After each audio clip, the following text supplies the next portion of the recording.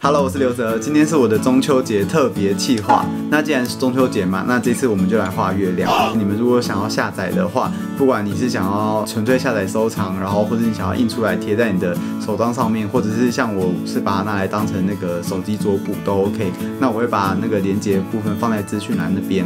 那就祝大家中秋节快乐喽，拜拜。